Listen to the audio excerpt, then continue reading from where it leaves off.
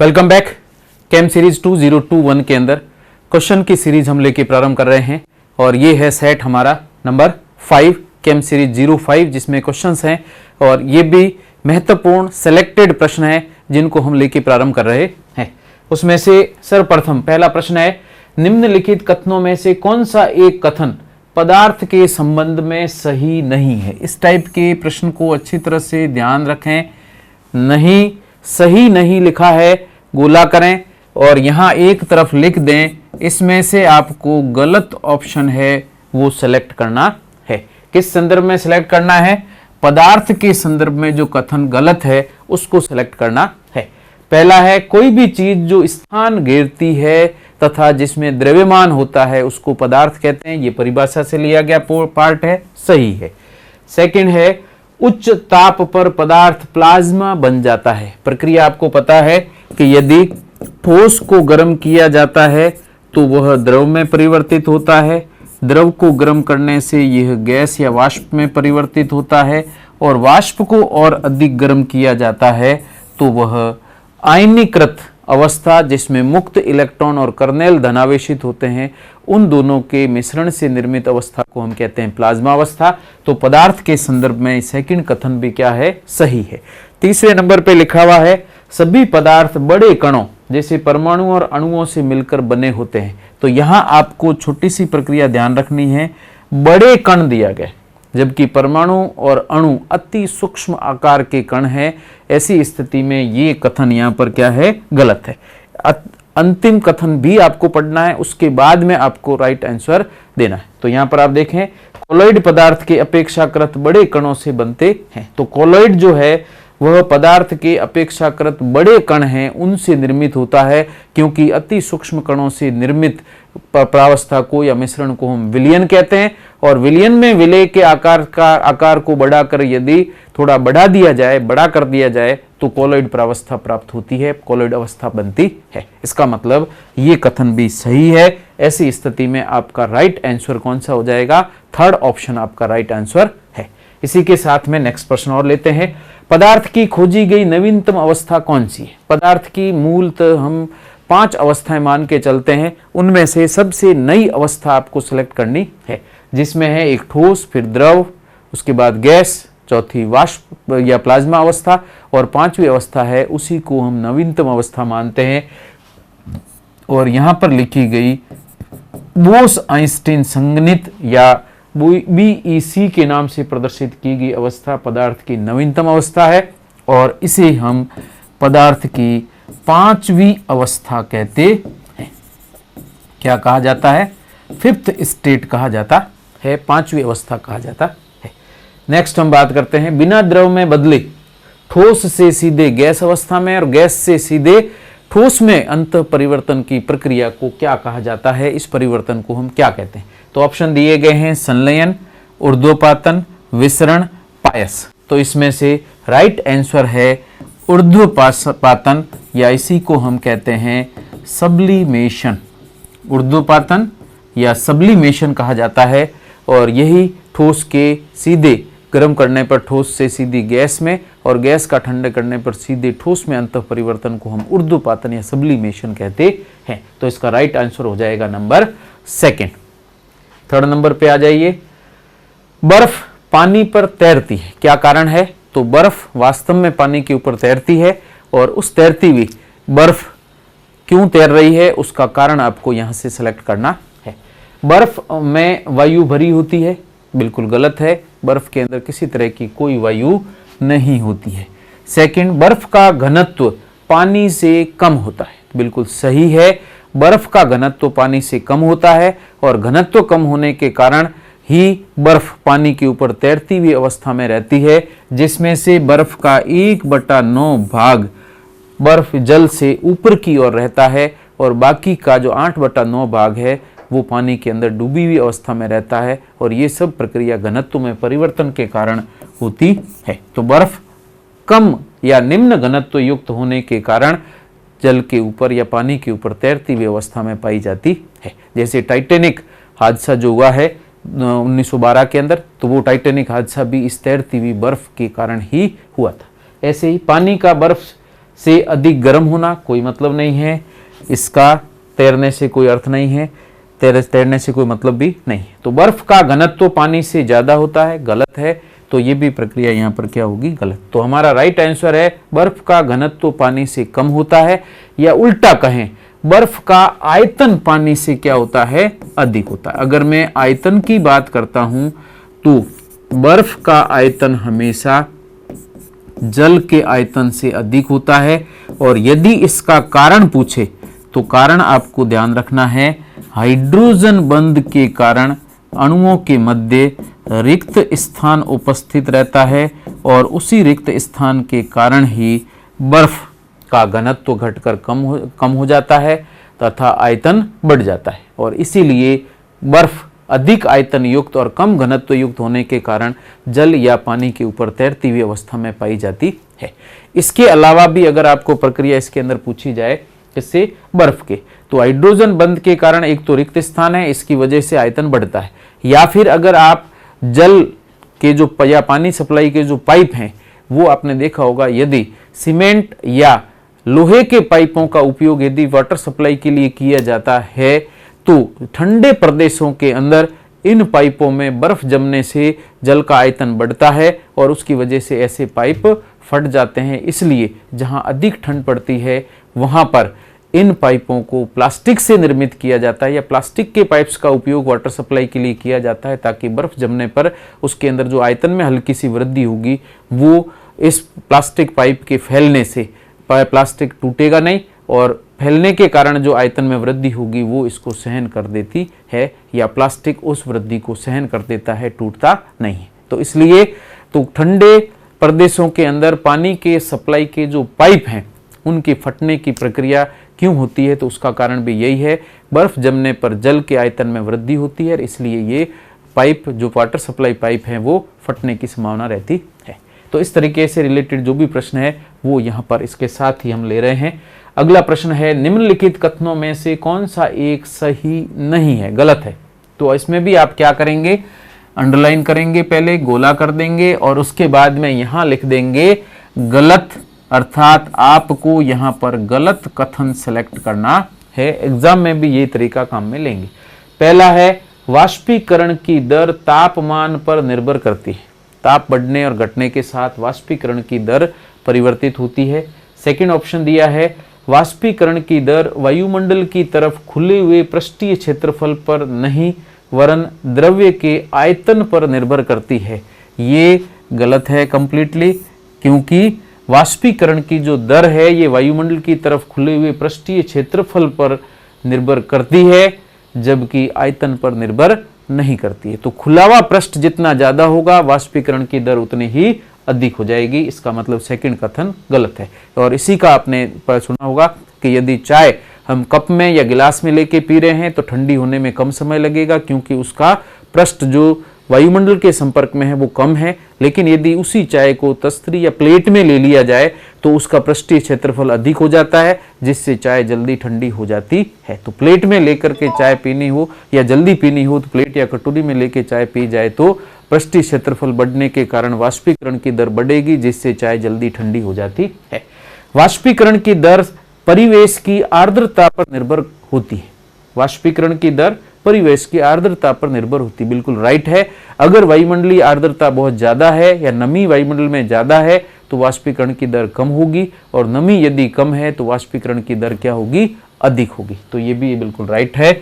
और चौथा है, वाष्पीकरण की दर वायु की चाल पर भी निर्भर करती, बिल्कुल सही है। यदि प्लेट के अंदर ली हुई चाय को अगर हम जल्दी ठंडा करना चाहें तो फूंक देते हैं, तो फूंक देने से वाष्पीकरण की दर वायु की चाल में वृद्धि के साथ में बढ़ती है और चाय जल्दी ठंडी हो जाती है। इसका मतलब इनमें से सेकंड कथन है ये गलत है और बाकी तीनों कथन बिल्कुल ही राइट है। बहुत इंपॉर्टेंट प्रश्न है। तो आपका राइट आंसर कौन सा हो जाएगा, सेकंड आपको आंसर में लिखना है, क्योंकि पूछा क्या है, सही नहीं है। सही नहीं है अर्थात गलत कथन को आपको पूछा है, तो गलत कथन कौन सा होगा, सेकंड। ऐसे ही बात करते हैं, निम्नलिखित में से कौन सा एक रासायनिक परिवर्तन का उदाहरण है, केमिकल चेंज का एग्जाम्पल है। इसमें दिया गया पहला, कागज का जलना, बिल्कुल सही है, जिसमें कार्बन डाइऑक्साइड और जल बनते हैं, क्योंकि कार्बन या जो कागज है वो सेल्यूलोज से निर्मित है, हाइड्रोकार्बन है, कार्बोहाइड्रेट है, तो उसके जलन से या दहन से कार्बन डाइऑक्साइड और जल बनेगा। ये रासायनिक परिवर्तन का उदाहरण है। इसी तरीके से नरम लोहे का चुंबकित होना, जिसमें केवल डोमेन निर्मित होते हैं, चक्रण में परिवर्तन होता है, चक्रण समानांतर हो जाते हैं, बाकी कोई परिवर्तन नहीं है, अर्थात यह भौतिक परिवर्तन को दर्शाता है। जल में शक्कर का घुलना भी भौतिक परिवर्तन है। जल से बर्फ के घनों का बनना, बर्फ के घनों का मतलब है आइस क्यूब्स, आइस क्यूब का अर्थात जल से बर्फ बनना वास्तव में अवस्था परिवर्तन है, तो ये भी भौतिक परिवर्तन को प्रदर्शित करता है, अर्थात अपना राइट आंसर रासायनिक परिवर्तन कौन सा है? कागज की जलने की प्रक्रिया रासायनिक परिवर्तन को प्रदर्शित करती है।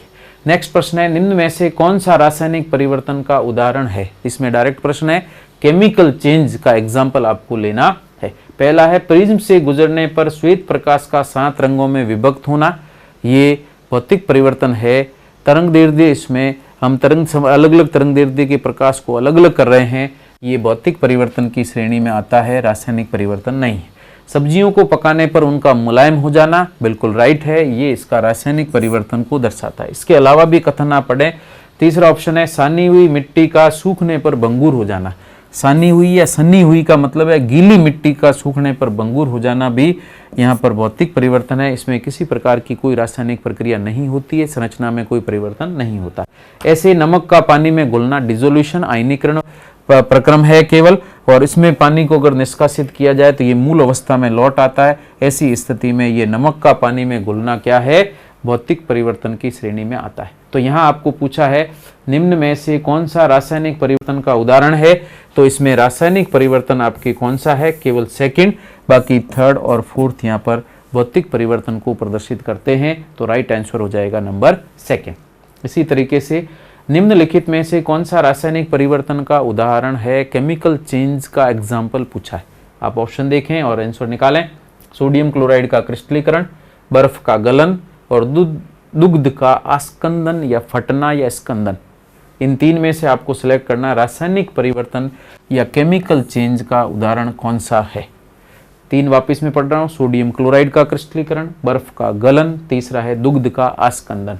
तो इसमें सोडियम क्लोराइड के क्रिस्टलीकरण की प्रक्रिया वास्तव में क्या है? भौतिक परिवर्तन है। बर्फ का गलन अवस्था परिवर्तन है, अर्थात ये भी क्या है? भौतिक परिवर्तन है।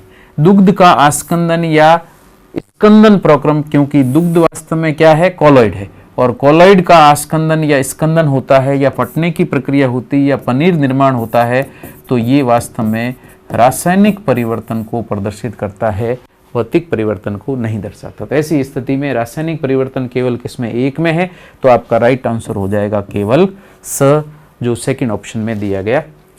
नेक्स्ट है, मिट्टी के घड़े में निम्न में से किस क्रिया के कारण जल ठंडा होता है? तो बिल्कुल सीधी सी प्रक्रिया है, केवल वाष्पीकरण की प्रक्रिया के कारण ही मिट्टी के घड़े के अंदर रखा हुआ जल ठंडा हो जाता है। जैसे अभी बताया था कि प्लेट के अंदर ली गई चाय जो है, इसमें फूंक देने पर या हवा चलने पर या पृष्ठीय क्षेत्रफल बढ़ने पर या तापमान में परिवर्तन होने पर उसमें वाष्पीकरण की दर बढ़ती है, और उसी के साथ पीछे बची हुई चाय हमेशा वाष्पीकरण के कारण ठंडी होती है, क्योंकि जो वाष्पीकृत अणु है या जो द्रव से गैस में जाने वाले अणु हैं, वो कुछ मात्रा में ऊष्मा लेकर के अपनी गतिज ऊर्जा बढ़ाते हैं, और चूंकि ऊष्मा शेष बचे हुए अणुओं से ली जाती है, इसलिए शेष बचे हुए अणुओं के ताप में कमी होती है, अर्थात ठंडक उत्पन्न हो जाती है। और इसीलिए मिट्टी के घड़े में चूंकि सूक्ष्म छिद्र हैं, केशिका नली केशिका छिद्र हैं, और केशिकी छिद्रों के कारण उस मटके के बाहर जल आ जाता है, और ये जल जो सतह पर है ये वाष्पीकृत होकर निकलता रहता है,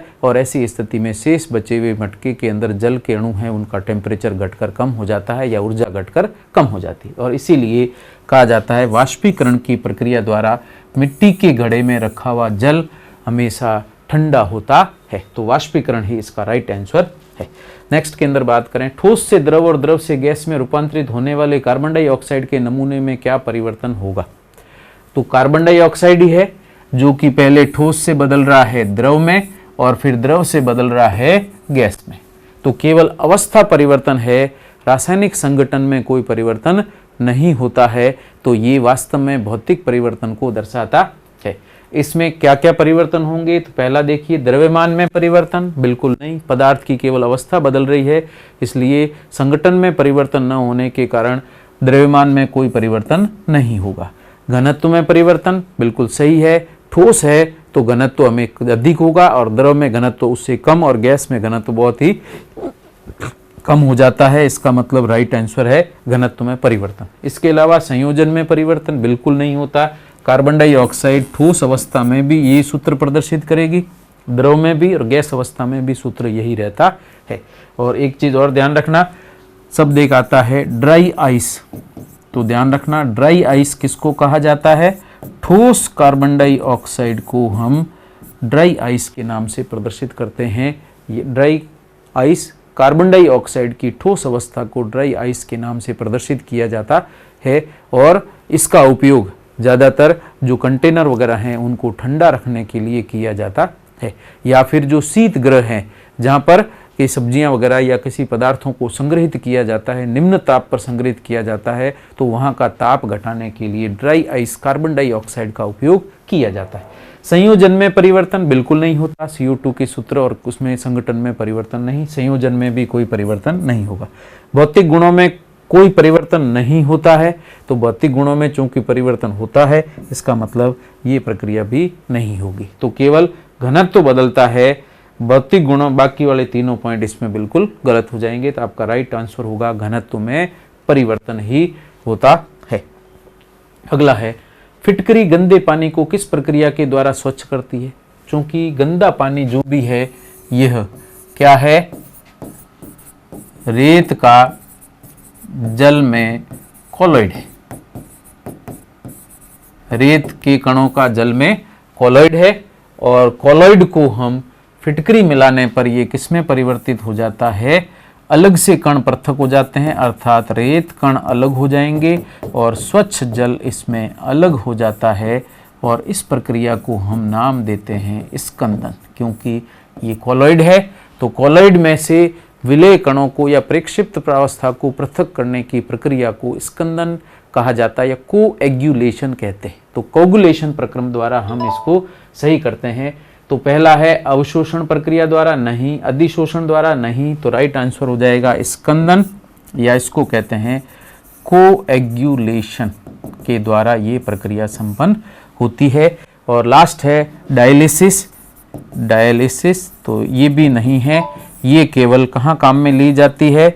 कोलॉइड को शुद्ध करने के लिए काम में ली जाती है। तो कोलॉइड को शुद्ध करना हो तब तो हम इसको काम में लेते हैं, लेकिन इसके में अंदर स्कंदन प्रक्रिया नहीं होती है। और अगर गंदे पानी के अंदर हम स्कंदन कर रहे हैं तो उसमें रेत कणों को पूर्णतः पृथक करके निलंबन के अंदर परिवर्तित कर देते हैं, जबकि यहाँ पर अपोहन में कोलॉइड एज इट इज बना रहता है और उसमें जो अतिरिक्त अशुद्धियां हैं उसको पृथक किया जाता है। जैसे किडनी खराब होने पर रुधिर के स्कंदन की प्रक्रिया, या रुधिर के स्कंदन नहीं, रुधिर के अपोहन की प्रक्रिया द्वारा रुधिर में उपस्थित अतिरिक्त पदार्थों को पृथक किया जाता है। उस प्रोसेस को हम कृत्रिम रूप से किए गए प्रक्रम को डायलिसिस कहते हैं। ठीक है, तो इसका मतलब आपके शरीर के अंदर वृक्क या किडनी वास्तव में कोलॉइडी जो रुधिर है उस रुधिर को शुद्ध करने का काम करता है, उसमें अवांछित अशुद्धियों को हटाने का काम करता है और यही प्रक्रिया डायलिसिस कहलाती है। नेक्स्ट हम बात कर रहे हैं, दो कथन दिए गए हैं, कथन अ और ब, और उसकी सहायता से निम्न में से राइट कुट का या राइट कोड का सिलेक्शन करना है।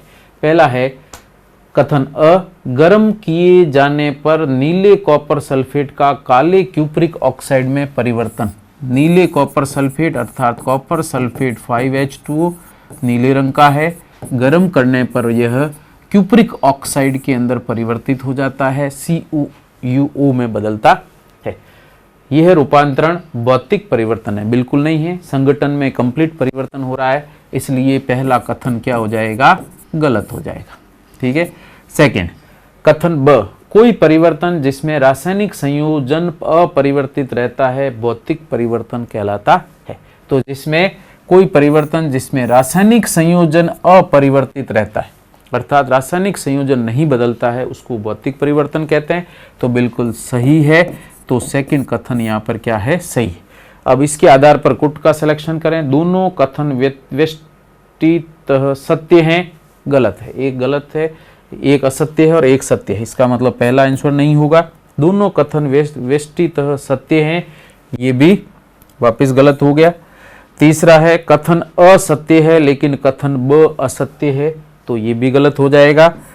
कथन असत्य गलत है, ठीक है, और लेकिन कथन ब सत्य है, सही है। तो आपका ऑप्शन हो जाएगा नंबर 4। अब ये ध्यान रखना, सही का पता चल जाए तब आगे वाली प्रक्रिया देखनी है, नहीं तो नहीं देखनी। दोनों सही है तो आगे की प्रक्रिया, दोनों सही है तो आगे की प्रक्रिया पढ़नी है। दोनों चूंकि दोनों सही नहीं है, इसलिए पहले और दूसरे कथन आधी लाइन में ही आपको स्पष्ट हो जाएंगे कि आपको इसका आगे नहीं बढ़ना। तो इस तरीके से आपका राइट आंसर होगा नंबर 4। नेक्स्ट हम बात करते हैं, समुद्री जल को शुद्ध जल में किस प्रक्रिया के द्वारा परिवर्तित किया जा सकता है। यहां पर आप ध्यान रखना, समुद्री जल से नमक पृथक नहीं कर रहे हैं हम, यहां पर समुद्री जल से शुद्ध जल पृथक कर रहे हैं। तो समुद्री जल से शुद्ध जल को पृथक करने की प्रक्रिया, या घरों के अंदर जैसे अशुद्ध जल है तो जल को हम प्योरीफाई करते हैं, तो प्योरीफिकेशन की प्रक्रिया आरओ के द्वारा संपन्न की जाती है। इसका मतलब समुद्री जल को भी आरओ के द्वारा हम शुद्ध जल में परिवर्तित करते हैं। और आरओ का फुल फॉर्म होता है आरओ। आरओ का मतलब है रिवर्स ऑस्मोसिस। क्या नाम है? रिवर्स ऑस्मोसिस कहा जाता है, प्रतीप परासरण कहते हैं। तो प्रतीक परासरण द्वारा हम समुद्री जल को शुद्ध जल में परिवर्तित करते हैं। और उसके अंदर आप ऑप्शन देखें, प्रस्वेदन की प्रक्रिया डेलिक्यूसेंट होता है। डेलिक्यूसेंट वास्तव में क्या होता है? डेलिक्यूसेंट का मतलब है, या प्रस्वेदन का मतलब है, जैसे स्वेद का मतलब पसीने से संबंधित भी है, जैसे पसीने से व्यक्ति गीला हो जाता है, ऐसे यदि कोई रासायनिक पदार्थ वायुमंडल में रखा रहने पर वायुमंडलीय नमी को अवशोषित करके गीला हो जाए, तो इस प्रक्रिया को हम प्रस्वेदन या फिर डेलिक्यूसेंट कहते हैं। जैसे सोडियम हाइड्रोक्साइड डेलिक्यूसेंट है, अर्थात ठोस सोडियम हाइड्रोक्साइड को यदि रख दिया जाए तो ये नमी को ग्रहण करके ये विलयन में परिवर्तित हो जाता है या गीला हो जाता है। इसी को हम डेलिक्यूसेंट कहते हैं, प्रस्वेदन पदार्थ कहा जाता है। ये इसका मतलब इसमें यहाँ राइट आंसर नहीं है। उत्फुल्लन, उत्फुल्लन या ई फ्लोरोसेंस का मतलब होता है कि कोई भी पदार्थ अपने आप ही वायुमंडल में खुला रखा हुआ पदार्थ अपने अंदर उपस्थित क्रिस्टलन जल को स्वतः निष्कासित करता है। तो क्रिस्टलन जल के निष्कासन की प्रक्रिया को हम उत्फुल्लन या ई फ्लोरोसेंस कहते हैं। जैसे कि धावन सोडा है, धावन सोडा, धावन सोडा का रासायनिक सूत्र होता है Na2CO3.10H2O, और यदि इसको वायुमंडल में खुला छोड़ दिया जाए तो इसमें से 9 जल के अणु निष्कासित हो जाते हैं। ऐसी स्थिति में Na2CO3.1H2O प्राप्त होता है। और जैसे ही यह जल निष्कासित करेगा तो इसके अंदर से कुछ रिक्त स्थान हो जाएगी और बाहर से देखने पर यह पदार्थ उत्फुल्लन अर्थात फूला हुआ नजर आता है, और इसीलिए इसे हम उत्फुल्लन प्रक्रिया कहते हैं। तो धावन सोडा उत्फुल्लन प्रदर्शित करता है, ई फ्लोरोसेंस पदार्थ या ई फ्लोरोसेंट पदार्थ है। इसी तरीके से विद्युत पृथक्करण बिल्कुल नहीं है, फिर इलेक्ट्रिक सेपरेशन यहाँ पर काम में नहीं लिया जाता शुद्धिकरण के लिए। जबकि लास्ट है उत्क्रम परासरण। विद्युत पृथक्करण में हम ज्यादातर विद्युत अपघटन की प्रक्रिया अगर लें तो उसमें ऑक्सीजन और हाइड्रोजन पृथक होती है जल का विद्युत अपघटन करने पर, तो यहाँ पर जल शुद्ध अवस्था में प्राप्त नहीं होगा।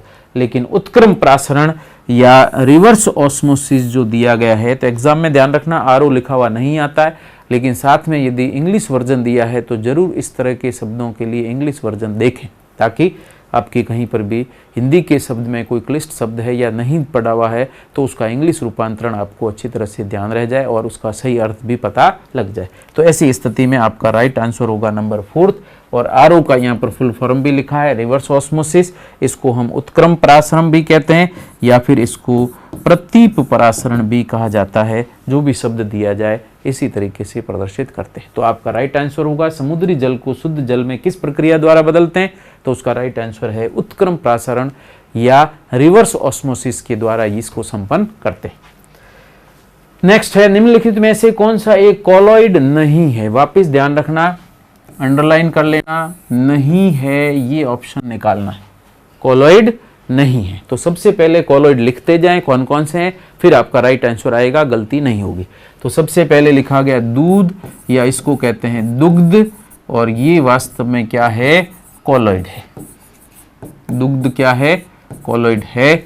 इसी तरीके से पंख या कीचड़ कहा जाए, ठीक है, तो ये भी कॉलॉइड है। मक्खन, मक्खन भी वास्तव में क्या है, कीचड़ की श्रेणी में ही आता, ये कॉलॉइड की श्रेणी में ही आता है, तो मक्खन भी कॉलॉइड है। और लास्ट में दिया बोरिक एसिड, जिसका सूत्र होता है H3BO3 बोरिक एसिड, और ये बोरिक एसिड वास्तव में पदार्थ है, यौगिक है, लेकिन कॉलॉइड नहीं है। इसका मतलब आपका राइट आंसर हो जाएगा नंबर 4 बोरिक एसिड। और बोरिक एसिड सामान्यतः दो तरीके से प्रयुक्त किया जाता है, दो जगह हम काम में लेते हैं। पहला तो घाव लगने पर घाव को धोने के लिए हम एंटीसेप्टिक के रूप में बोरिक एसिड का उपयोग करते हैं। इसके अलावा बोरिक एसिड अपने कैरम बोर्ड के अंदर जो हम पाउडर काम में लेते हैं, तो ये कैरम बोर्ड पाउडर के अंदर बोरिक एसिड व्हाइट पाउडर के रूप में जो प्रयुक्त करते हैं वो बोरिक एसिड होता है। तो इस तरीके से बोरिक एसिड, इसका सूत्र और उसकी प्रक्रिया ध्यान रखना। और अगर केमिस्ट्री के फॉर्म में इसको प्रदर्शित किया जाए तो बोरिक एसिड वास्तव में क्या होता है, बोरिक एसिड अम्लीय प्रकृति का यौगिक है। वैसे नाम से ही पता चल रहा है अम्लीय प्रकृति का होता है, लेकिन इसकी अम्लीय प्रकृति कैसे प्रदर्शित की जाती है ये सामान्यतः किसी को पता नहीं है। तो फिर भी आप ध्यान रखें, मैं बता रहा हूं आपको अच्छी तरह से ध्यान रखना। अम्ल है, लेकिन ये आयनीकृत होकर अम्ल उत्पन्न नहीं करता या H+ आयन उत्पन्न नहीं करता। ये H+ आयन कैसे उत्पन्न करता है, तो वो प्रक्रिया आप ध्यान रखें। H3BO3 है, ये एक जल के अणु को लेकर के परिवर्तित होता है BOH4 और एक ऋणावेशित संकुल आयन बनाता है, और इसमें से फिर एक H+ निष्कासित होगा, और इसीलिए यह एक H+ आयन विलयन में उत्पन्न करके OH आयन ग्रहण करके ये H+ आयन उत्पन्न करता है। इसलिए ये अम्लीय प्रकृति दर्शाता है, क्योंकि H3BO3 के अंदर B सेंट्रल एटम जो है केवल 3 बंध बना रहा है, बाह्यतम कोश में केवल षष्टक है, अष्टक पूरा नहीं है। इसलिए यह जल से एकाकी इलेक्ट्रॉन युग्म लेकर के उपसर्ग संयोजक बंध द्वारा जल से जुड़ता है, और जैसे ही जल किसके साथ जुड़ेगा उसका एक H+ निष्कासित होकर के H4BO4 का निर्माण कर देता है, ऋणायन का निर्माण करता है, और साथ में H+ आयनों की सांद्रता बढ़ाता है। इसीलिए बोरिक एसिड यहाँ पर एकल क्षारीय अम्ल के रूप में या मोनोबेसिक एसिड के रूप में प्रदर्शित होता है। बहुत इंपॉर्टेंट प्रक्रिया है, ये आपको अच्छी तरह से ध्यान में रखनी है।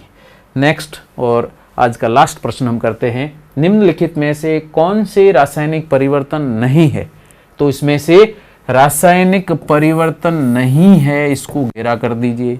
रासायनिक परिवर्तन नहीं है, इसका मतलब आपको क्या निकालना है, यहाँ पर भौतिक परिवर्तन कौन कौन से हैं वो प्रक्रिया यहाँ पर आपको प्रदर्शित करनी। तो भौतिक परिवर्तन कौन कौन से हैं, लोहे का कठोरीकरण, सॉलिडिफिकेशन या कठोर करने की प्रक्रिया, एनिलेशन भी कहते हैं। तो ये लोहे के कठोरीकरण की प्रक्रिया वास्तव में क्या है, भौतिक परिवर्तन है, सही है।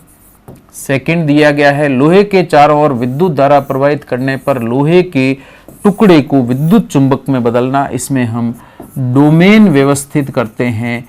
ऐसी स्थिति में ये भी एक भौतिक परिवर्तन को दर्शाता है। तीसरे नंबर पे है लोहे का पिघलना, जिसमें ठोस से द्रव में परिवर्तन होता है, तो ये भी क्या है, भौतिक परिवर्तन है।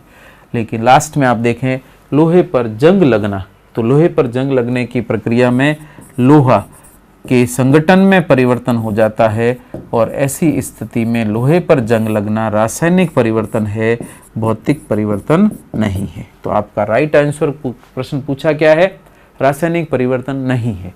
पहला नहीं है, दूसरा नहीं है, तीसरा नहीं है, इसका मतलब अ ब स ऑप्शन है। तो यहाँ पर आंसर में आप चेक कर सकते हैं, अ ब स दिया हुआ है कुछ तीसरे पॉइंट में, तो यहाँ पर अ ब स तीनों ही वास्तव में रासायनिक परिवर्तन नहीं है। तीनों भौतिक परिवर्तन को प्रदर्शित करते हैं। तो ऐसी स्थिति में आपका राइट आंसर कौन सा हो जाएगा? थर्ड ऑप्शन इसका बिल्कुल राइट आंसर है।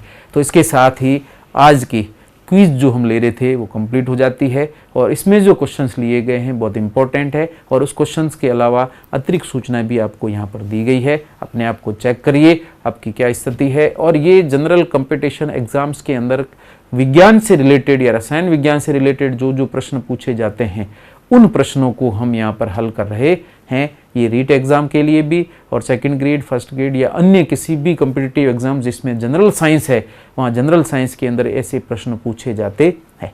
Thank you so much.